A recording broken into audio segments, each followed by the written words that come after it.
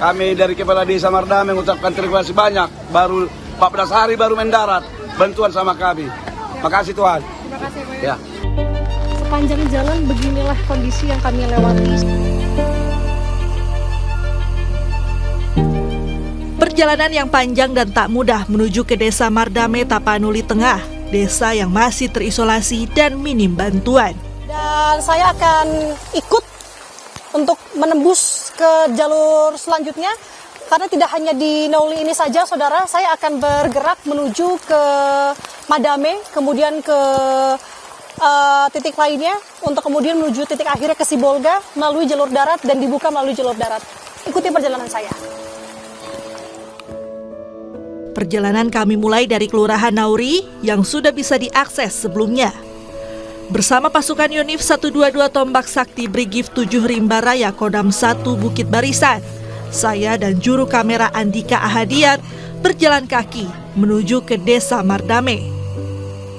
Kurang lebih sudah 2 km kami berjalan dari Kelurahan Nauli. Sekarang sudah masuk ke Desa Mardame. Sepanjang jalan beginilah kondisi yang kami lewati, saudara. Sekalinya ada jalan setapak ataupun begini, jalan benar-benar tertutup oleh material longsor. Bahkan tadi butuh perjuangan sekali.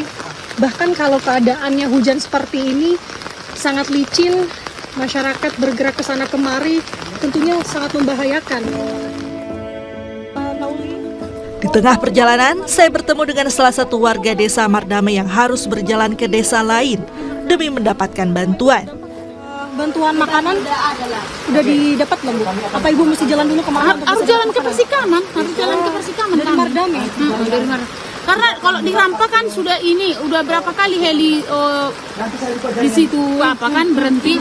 Tapi kok di kami mungkin karena lapangannya nggak ada, jadi nggak ada yang pernah di sini. Di sini paling susah. Butuh waktu hampir 1 hari agar kami bisa tiba di Desa Mardame. Kami pun harus bermalam di desa ini. 8 Desember 2025, saudara, saya melaporkan dari salah satu desa yang masih terisolir di Tapanuli Tengah, tepatnya di Desa Mardame. Pagi saya di Desa Mardame diawali dengan cerita yang mengharukan. Mendengar cerita warga yang belum mendapat bantuan sejak bencana terjadi. Rumah tidak bisa ditempati, Bu, karena bencana yang menimpa daerah kami. Dan kami berharap secepat mungkin bisa pulih kembali. Dan kami berterima kasih kepada yang turut serta membantu daerah kami ini. Mudah-mudahan kami bisa kembali ke rumah kami. Kami mengucapkan terima kasih banyak atas bantuan dari pihak yang berkaitan untuk pada kami. Kami mengharapkan sangat mengharapkan. Pasukan Yonif 122 Tombak Sakti Brigif 7 Rimba Raya Kodam 1 Bukit Barisan pun langsung membuat landasan darurat agar helikopter bisa mendarat dan menyalurkan bantuan.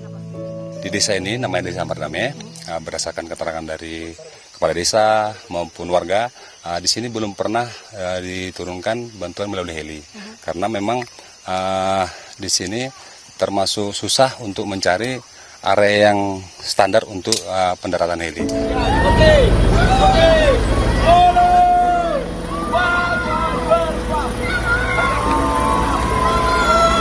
Setelah menunggu, akhirnya helikopter yang membawa bantuan pun tiba.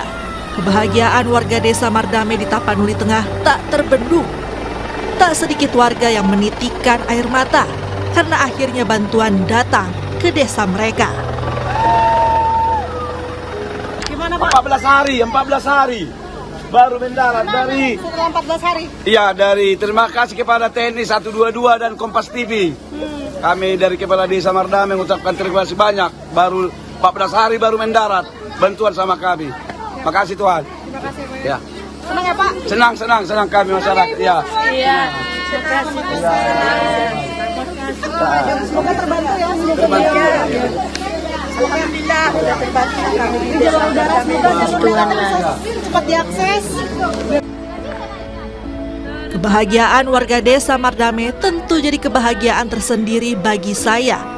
juru kamera Andika Hadiat, dan pasukan Yonif 122 Tombak Sakti Brigif 7 Rimba Raya Kodam 1 Bukit Barisan. Perjuangan kami menembus jalur terisolasi berbuah bahagia bagi warga desa yang akhirnya mendapat bantuan.